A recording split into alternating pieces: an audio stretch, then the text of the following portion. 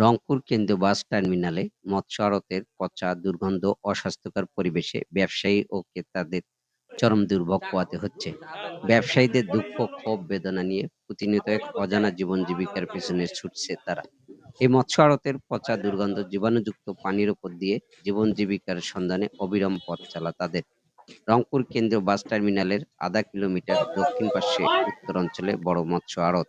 এই আড়তে প্রতিদিন কোটি টাকার ওপর কেনাবেচা হয় বিভিন্ন প্রজাতির মাছ।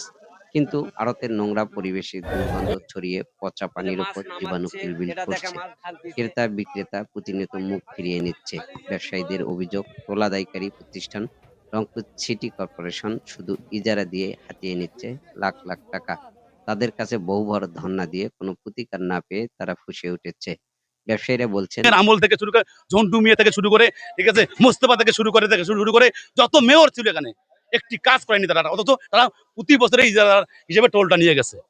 প্রতি বছরে 30 লক্ষ 35 লক্ষ টাকা টাকা টাকা তারা নিয়ে গেছে। কিন্তু তার তার তার পিছনে যে একটু খরচ করতে হবে, এই মাঠটার অবস্থা আপনারা দেখছেন। আমি তো বারবার বলতেছি, এই মাঠটা তার টাকাটা যায় কোথায়? এটা টাকাটা কোথায় রাখছে? নিশ্চয়ই তারা প্যাকেটে রাখছে।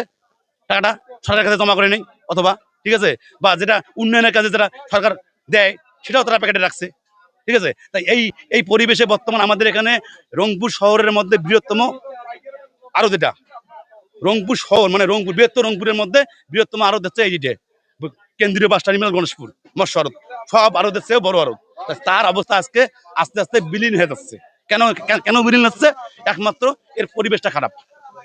মানে পরিবেশ কি, এখানে ভালো লোক থেকে শুরু করে ছোট মানে যারা নিম্নমানের গরিব লোক তারাও এখানে অনেকে আসতে ভয় করতেছে কাদার কারণে। খারাপ। আপনারা নিজে দেখেন আমাদের বাজারটার কি অবস্থা। আমাদের বাজারটা যদি আমাদের সিটি কর্পোরেশন আছে, আমাদের যারা ইজারাদার টোল নেছে, তারা যদি সবাই দেখে, ইনশাল্লাহ বাজারটা ভালো। এখন মনে করি সেই থেকেই তো দেখি এইরকমই আছে। এখন ওদেরকেও বলি লাভ নেই। এখন সিটি কর্পোরেশনের কাছে আমার এটাই অনুরোধ, যেন এটা একটু মনে করেন বাস্তবায়ন করে, একটু ভালো করার চেষ্টা করে। আমাদের দারুণ সমস্যা হচ্ছে, প্রতি বছর মনে করেন এখান থেকে পৌর কর্তৃপক্ষ, যেটা আর কি সিটি কর্পোরেশন পর্যাপ্ত পরিমাণে বাৎসরিক একটা নেয়, ইজারা দেয়, এবং ইজারা দিয়ে মোটামুটিভাবে ওরা কিন্তু একটা এখান থেকে পয়সা নিয়ে যায়। তার আনুমানিক 27 থেকে 30 লাখ টাকা নেয়। কিন্তু দেখা যাচ্ছে যে এই টাকা নিয়ে গেলেও তাদের কাছে বহুবার আমরা আবেদন করছি, মানববন্ধন করছি, আমরা নিজেরা গেছি। পরিবেশটা মোটেই ভালো না। হ্যাঁ, এই একটা বিভাগের মতো একটা জায়গায় এইরকম মাছহাটি নোংরা পরিবেশ, এটা ঠিক নেই, এটা সংস্কার করা উচিত। আমরা ঝন্টু থেকে মোস্তফা আবার সরকারি প্রশাসকের কাছেও বহুবার ধর্ণা দিয়ে শুধু প্রতিশ্রুতি পেয়েছি, কাজের কাজ কিছুই হয়নি। এই মৎস্য আড়তের তারা এই মৎস্য আড়তের সংস্কার উন্নয়নের কথা বলে আমাদেরকে ধোঁকা দিয়েছে। এখানকার টোলের 30% উন্নয়নের কথা থাকলেও 1% উন্নয়ন করা হয়নি। শুধু প্রতি বছর ইজারা দিয়ে টাকা হাতিয়ে নেওয়ার পর তাদের আর দেখা মেলে না।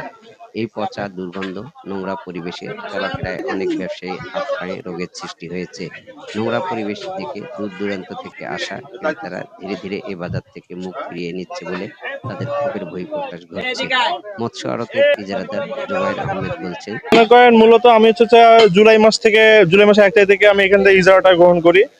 প্লাস আমি যে এখানে যে আপনার ইজারাটা দেওয়া হয়েছে, তো হচ্ছে ওরা সিটি কর্পোরেশন আমাকে জানাইছে যে আমি এই বিষয়ে আমি সংস্কারের কথা বলছি আগে, যে আমি যে ইজারাটা দিচ্ছি সংস্কারে কি হবে, গণেশপুর মৎস্য আড়ত তো মানে হচ্ছে খুব অবনতির দিকে যাচ্ছে আর কি। তো ওনারা বলছে যে যেটা ইজারা দিচ্ছেন ওখান থেকে আর কি সংস্কার করা হবে। এরপরে 2 মাস যায়, আমি গত মাসেও আমি গেছিলাম, তো তখনই হচ্ছে আবেদন দেওয়া হয়েছে। তো এখনো ওনারা কোনো এখনো রিপ্লাই দেয়নি। মানে এই অবস্থায় আর কি আছি। শরীফুল ইসলাম, আমাদের প্রতিদিন।